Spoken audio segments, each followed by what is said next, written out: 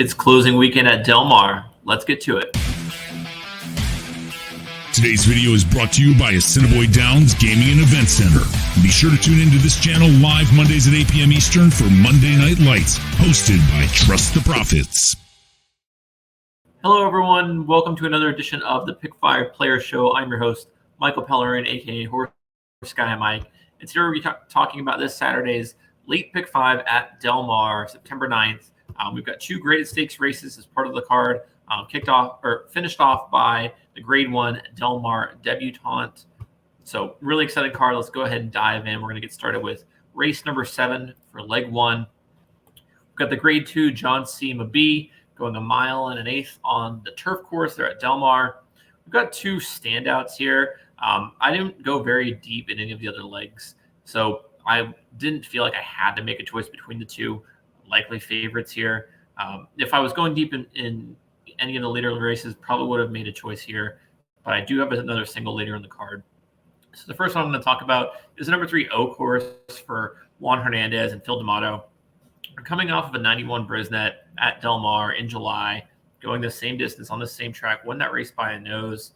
2 back, didn't perform as well at Santa Anita back in February, but you saw came off the layoff, fired in a big race, has graded stakes experience before. That race in Santa Anita was a Grade 3, ran in the Grade 1 American Oaks in December at Santa Anita. Seems like the Del Mar turf is in good form, came back sharp off that layoff, has had some really sharp workouts, just fired a bullet on September 3rd. So Oakhurst looks to be top choice for this race. You've got the top jockey, the top trainer. Should be good there. The other one I like hitting here is the one race to the outside, number 4, Closing Remarks, with Umberto Rispoli on board. Hopefully he stays on. I know he was injured last week, but we'll see. This horse is coming off nothing but graded stakes races.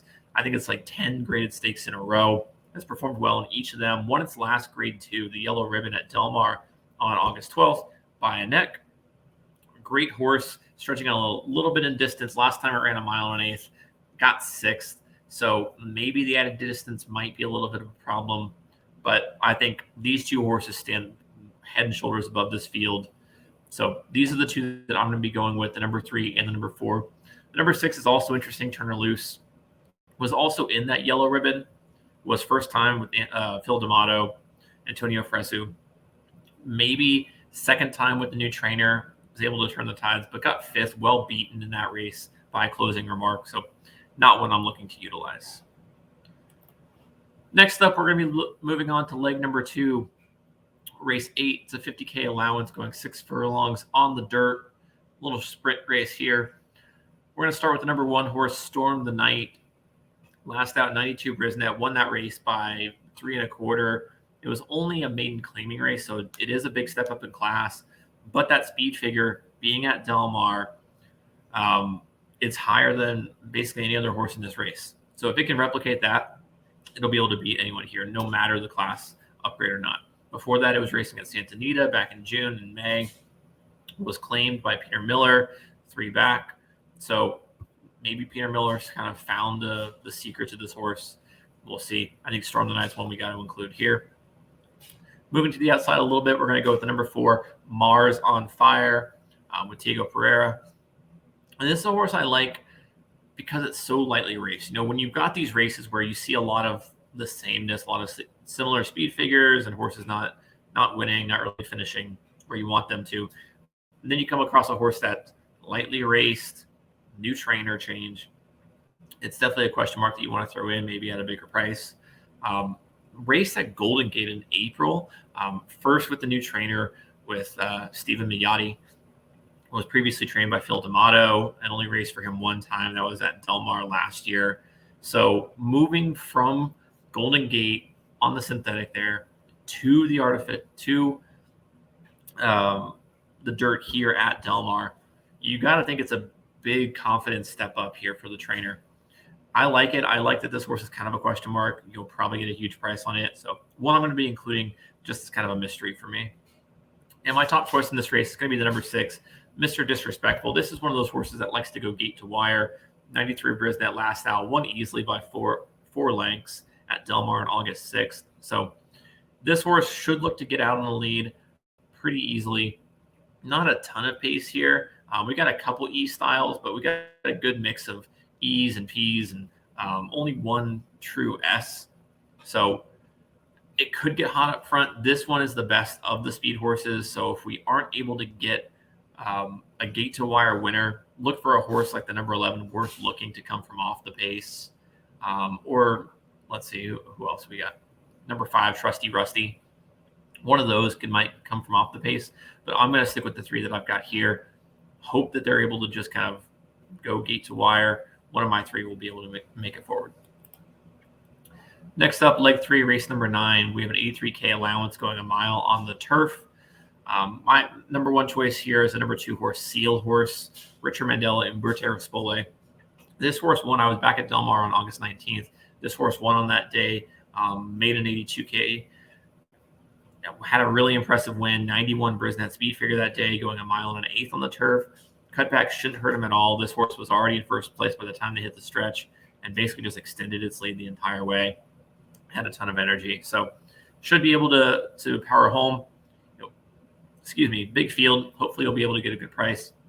The other horse that also raced that day that I like a lot is number 5, Baj, who lost that day but ran into a really good horse in Tio Magico, who won that race super impressively. And Baj had a respectable 88 Brisnet in third place, going a mile and 16th on the turf. So again, cut back in distance. Never really made up any ground. Kind of sat in third place that entire race. Maybe this is the one where when they hit the stretch, you can power home. So Baj and Seal Team, I think, are 2 that are better than everyone else here. But with the big field, hopefully you're still able to catch a price.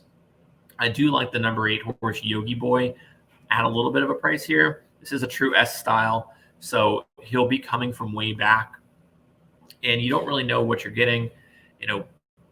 Has been racing at 5 furlongs, 6 furlongs, so the stretch out to a mile might be exactly what they're looking for. Has only raced once at a mile, and that was in November of 2021 for previous trainer Richard Baltus.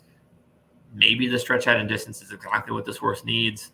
Hoping to get a good pace up front for the turf course there. So Yogi Boy at a bit of a price, worth including.